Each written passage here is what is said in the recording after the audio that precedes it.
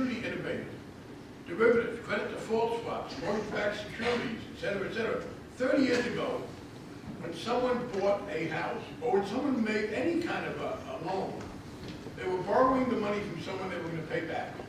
And if I lend you money, you're going to pay me back, I'm going to look pretty hard at whether I lend it to you. But then they came up with something called securitization, where you lend somebody money, and he then sells the right to collect that loan to somebody else, gets his money, he's out the door, and it turns out people aren't as careful. That simple fact is a big part of the problem. We are now trying to do what Roosevelt did, and what Theodore Roosevelt and Woodrow Wilson did. Create rules that give us the benefit of these innovative things in the financial community, because we do have some benefits, without the abuses. On the whole, the Republicans say no, leave it alone, don't do it. And we are in that same kind of fight. And by the way, for those of you who got a paper to do, you want to do a little economic history, go read the things the Republicans are now saying, including the nutcases in the Wall Street Journal editorial board, about how regulation will destroy the economy and destroy creativity and stifle innovation. And then go read what they said about Franklin Roosevelt and the Security Exchange Commission, or read what they said about Theodore Roosevelt and antitrust. They're the same thing. They always argue that they've been wrong every time. Sure, you can go too far, but that's not the danger right now. But here's our problem.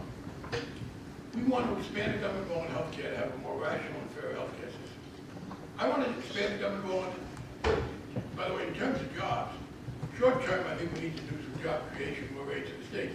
Longer term, we have this problem because 30 years ago, you graduated high school, you were willing to work. You could go to a steel plant, or an auto plant, or a glass plant, or a rubber plant, make some money. That kind of work is very much diminished now. You need some kind of education. We're going to have jobs. There are going to be jobs that require more education. But it's a vicious cycle because the families where people don't have those jobs can't afford them. The best thing we can do about that is to expand the role of community colleges. Community colleges do a very good job of educating people. Obviously, first-rate universities are important, but we need a spectrum of jobs. The community colleges help people fill out of the jobs that are important and aren't going to migrate elsewhere. Some jobs will migrate elsewhere. For instance, nursing. We have a terrible nursing shortage in this country. And we want to expand healthcare. We need more nurses. Community colleges are among the places for nurses. I talked to the head of a community college in my district. Somebody wanted to be a nurse. The guy, he was in the military, he was a great nurse. The president said, you know, I get this problem. He sounds like a good candidate. I've only got 42 slots for nurses. This is in Fall River Rescue. We need nurses desperately. We got people to do it. But because it's publicly funded through state legislatures, some people think tax cuts are more important than nurses.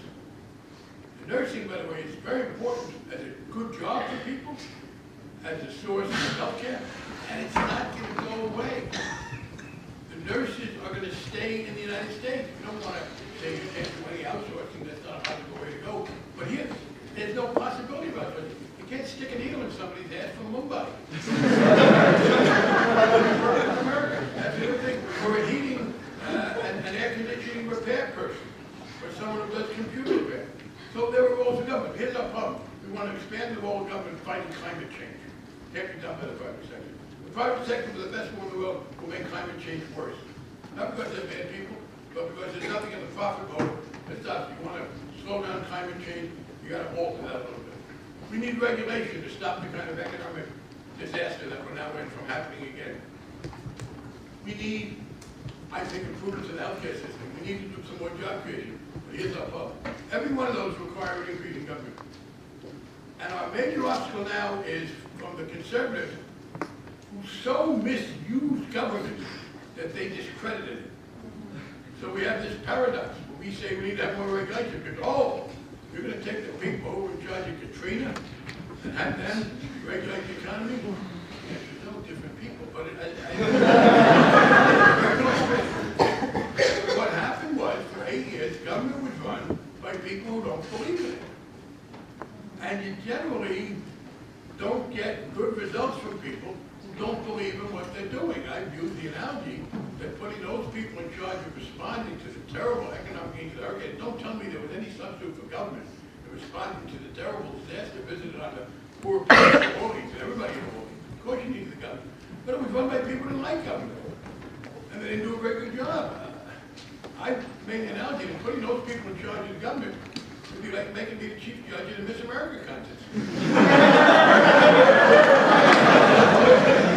That would come naturally to me. You just don't do that. We're in a little bit of a vicious cycle because we are having trouble getting the support to expand all government until we can show the government works, but we can't show the government works until we can. I think we are breaking through that. I mean, I don't think there's any question, rationally, that unregulated derivatives and credit default swaps that gave us AIG, that that's a bad thing and that we can do better.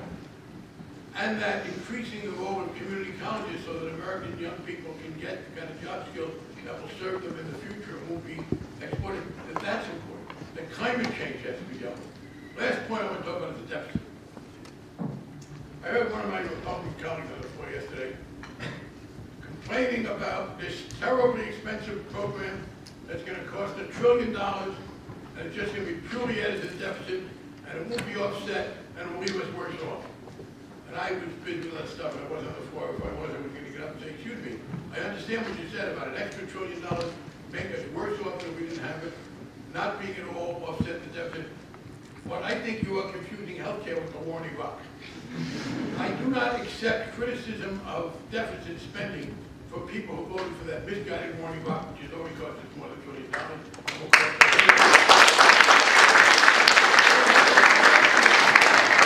And we want to build military weapons that we don't need. We have some wonderful weapons that we were planning 20 and 30 years ago. Here's the deal about a weapon. You need a lot of things in a weapon. You need accuracy, you need maintenance capability under terrible circumstances. You can't make it delicate. You've got to make it transportable. There's one other thing it seems to me you need to justify spending on a weapon. An enemy. Weapons need enemies. Weapons that were built to defeat the Soviet Union in a nuclear war are kind of stupid because we will never use them. We had the F-22 fighter plane costing hundreds of billions of dollars. It was built to fight the Soviet Union. These things take a little while. It has never fired a shot in anger. It never will fire a shot in anger. If you try to use it in Iraq, you'd have overshot the country before you could stop and aim. But nobody thought about using it in Iraq. The military spending is way out of control. There's one other area of hypocrisy, my conservative friends. One of the worst examples, I believe, of spending in ways that are anti-consumer and anti-free market and give money in reverse need to the people who are wealthier is the policy of America in agriculture. We subsidize wealthy farmers. It's as if all those great conservative economic folks had a footnote that said, oh, except agriculture. So, yeah, there are plenty of things I'd like to do to defeat the deficit.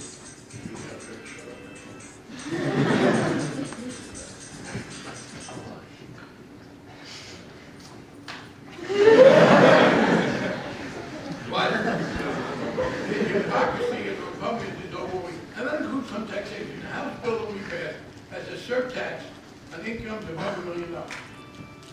It's above $1 million. That's part of your income above $1 million. Here's a great paradox. We have people like, how dare you raise taxes? And by the way, what about those bonuses at Goldman Sachs? Well, let's tax them. I want to stop them, but let's do something about taxation. The fact is that you can't logically complain about hundreds of billions of dollars going out there in excessive. You can't go out there and complain logically about this extra high salary and then say, well, let's not do anything about it. Taxing, increasing taxes on incomes over $1 million. That doesn't mean you tax every dollar a millionaire makes. The first million stays at the old rate. It means you tax income above $1 million. That's one way to reduce deficit. Getting out of Iraq right away instead of standing there to referee a fight between the Kurds and the Arabs is another way. And as far as Afghanistan is concerned, the argument one way or the other, but I would tell this people, unless they're prepared to raise some taxes on the wealthy to pay for that war, we can't afford it. More Americans, in my judgment, will be put at risk if we have to lay off cops to pay for the war in Afghanistan than will be saved if we go there. And when Bill Clinton was coming out of office, Alan Greenspan, I'll close with this, was worried because under the policies of Clinton and the Republican Congress, we were not only had reduced the annual deficit to zero, we were generating surpluses. And Greenspan was afraid, go back, go paper, go back to 2000, read what Greenspan said. He was afraid that we were going to pay off the national debt. And he was afraid of that because to do monetary policy, you need some debt. You need to be able to buy and sell. Then came George Bush, and the fundamental reason that we changed from a basically surplus situation to a situation is that George Bush decided to fight 2 wars with 5 tax cuts.